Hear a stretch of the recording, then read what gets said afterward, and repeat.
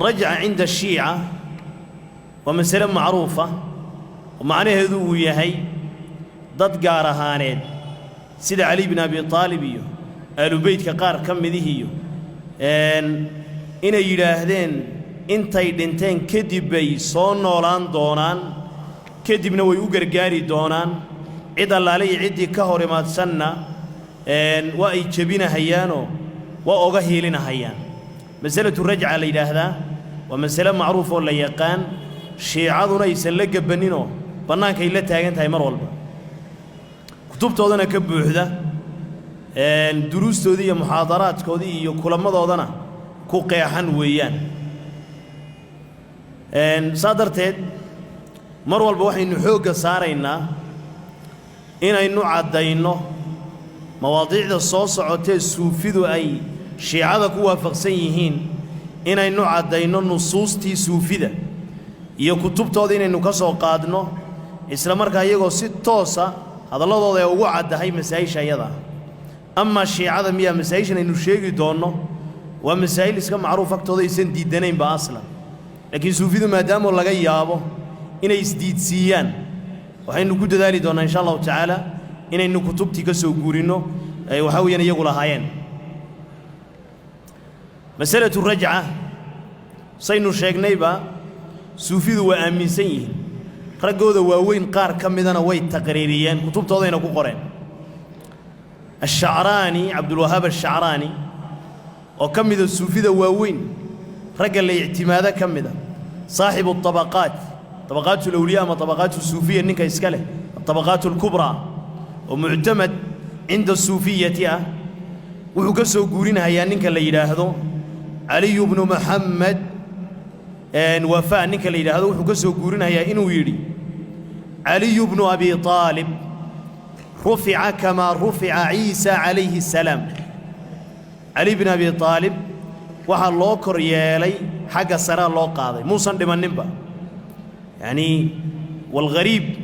masaayisha qaar rajciyadu ku saabsan markay taqriirinayaan suufidu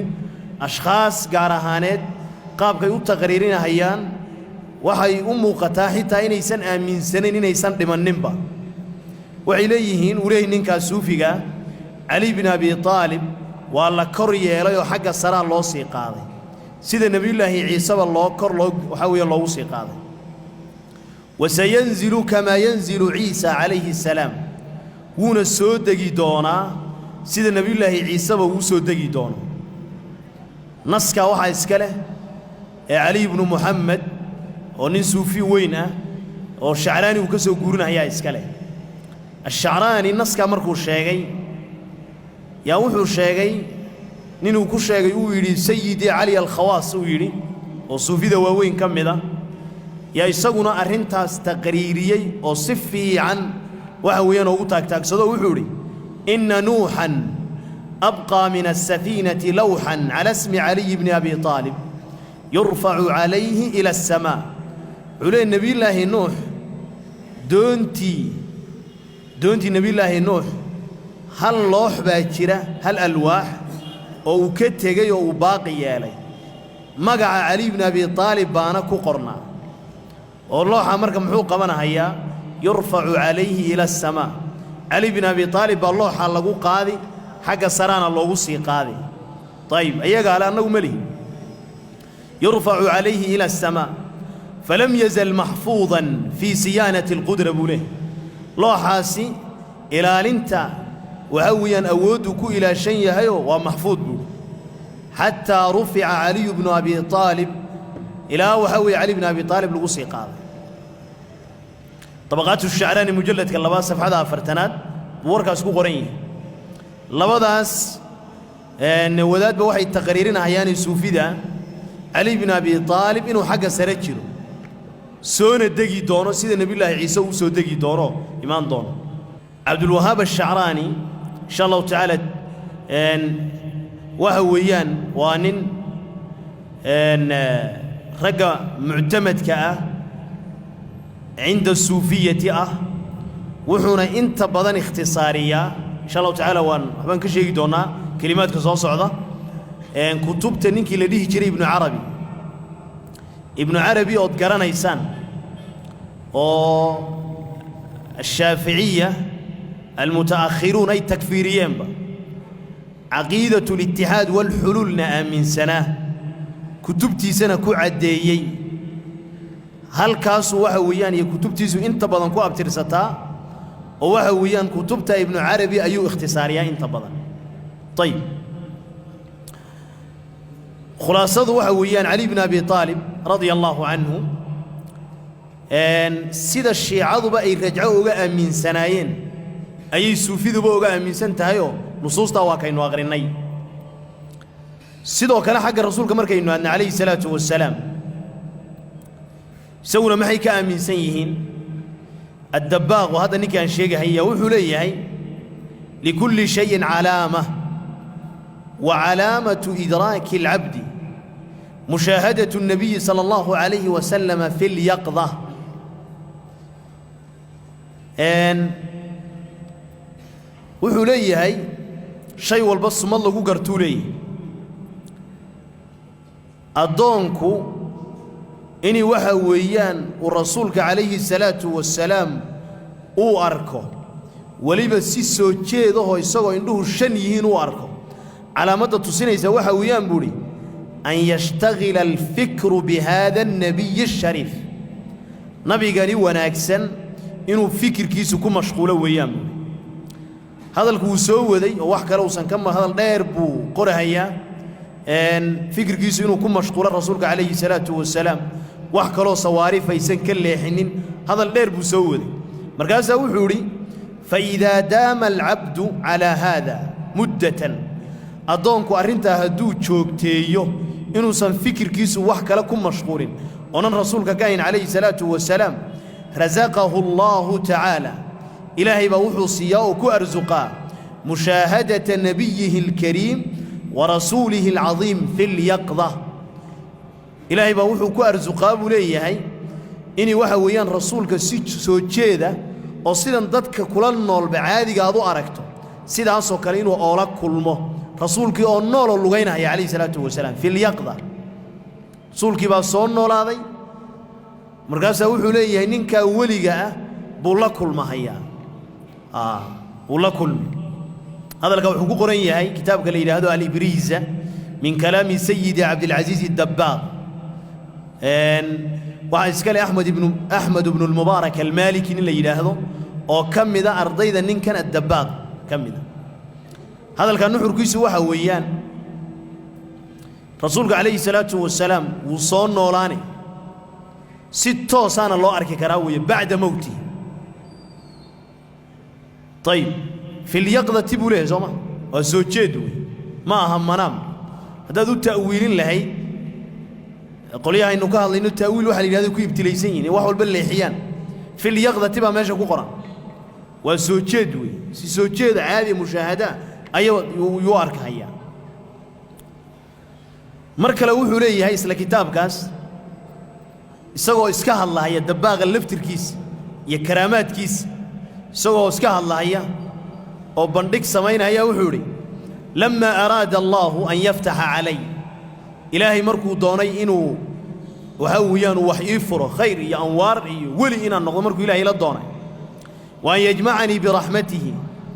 nadartu wa ana bi Fas anigoo magaalada Fas la yiraahdo jooga Fas maghribi ku taalaama Morocco saw taqaanaanba يا واحد في ريب ولا هل كانوا جوا مراكانوا جوا ما يلدوا كنت هلا فاس إلى القبر الشريف قبري شرفت لها وقبري رسولك عليه الصلاة والسلام بان هل كاي مراكا كسو في ريب طيب ما داعي ثم نذرت النور الشريف كده من واحد أركب ولي نور كي شرفت بالنام أنا فجعل يدنو مني وأنا أنظر إليه نور كي وحب بالله بيقولينو يري يوسو دواد أيوب بالله فلما قرب مني مركو إيسو دوادي النور كي أنا أركهي خرج منه رجل نمبا كصبحي نين عادي كصبحي نين كمحون قندونا وإذا هو النبي صلى الله عليه وسلم سلام مركب النور كي نين كي كصبحي هذا سيدا وفيريبه رسول كي بمركز ويريبه عليه الصلاة والسلام خلاص الكاسم كل ما يقوله فاس أني قلت شوجا بانالك كسو فيري قبرية نور بانالك كأركي markaasa waxa weeyaan nuurkii baa ii soo dhawaaday saa nuurkii wuxuu basitaa oo xambaarsan yahay oo ku dhex jiraba rasuulkii baa ka soo dhaxbahay calayhi salaatu wasalaam oo si mushaafa u arkay rasuulkan intuu dhintay calayhi salaatu wasalaam adduunyada iska mushaaxay muxuu ah kol badan u dhax socdo waxa weey inta saxaabo joogeen oo madaka dambeeyeen oo salaf aan u soo bixin ninkan faas iska dhax fadhiya u soo baxay muxuu ah aqeedatu raj'a weeyaan ardaygiisa hadda inuu sheegaynay ibn al-Mubarak al-Maliki laftirkiisa ka sheekaynayo aniga kitaabka iska leh ee kalaamka sheekhiisa aruuriya wuxuu leeyahay wuxuu ka sheekaynayaa maruu aqrisanahay kitaabka ash-Shamaa'il al-Muhammadiyya Abu Isa at-Tirmidhi iska leh Shamaa'il al-Muhammadiyya saa la socotaan wuxuu ka hadlaa rasuulka calayhi salaatu wasalaam iyo sifaadkiisa iyo joogiisa iyo midabkiisa iyo waxyaaluhu xidhan jiray iyo uu ka sheekayaa Soomaa kitaabka marka wuxuu yiri haddii waxa weeyaan ay igu adkaato sifaadka rasuulka calayhi salaatu wasalaam sifa kamid ah hadday igu adkaato markaan shamaa'ilka akhrisanahay waxaan u tagi jiray buu sheekhayga ad-Dabbaaq oo kiyadaan ka sheekaynayn kadib wuxuu jawaabta ii siini sidii qof rasuulka arkay calayhi salaatu wasalaam buu igu sharxi buu saas igu sharxaya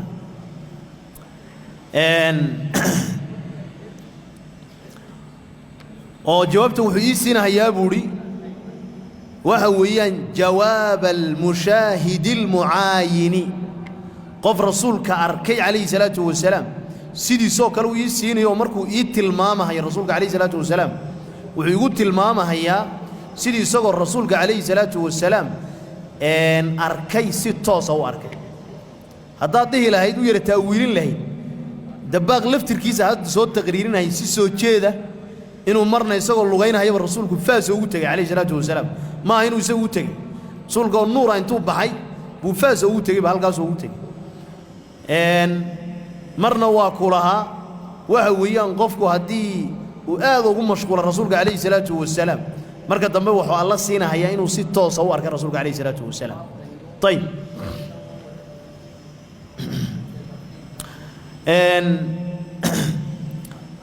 الشعراني صاحب الطبقات